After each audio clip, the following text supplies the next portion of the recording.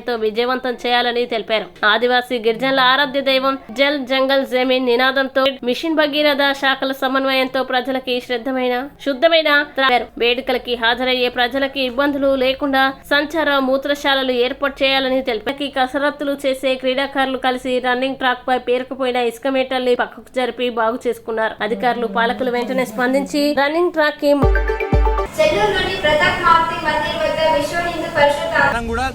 ఎన్నికైన ప్రభుత్వాలు కూడా వదలదని చెప్పి తెలియజేస్తాను. భారత్ మాతాకి ఒత్తిడిని జీవితం మితహారం శారీరక వ్యాయామంతోనే గుండె జబ్బులు దూరం అవుతాయని ప్రముఖ వైద్యులు స్పష్టం చేశారు. ఒత్తిడి లేని జీవితం మితహారం శారీరక వ్యాయామంతోనే గుండె జబ్బులు దూరమవుతాయని ప్రముఖ వైద్యులు స్పష్టం చేశారు.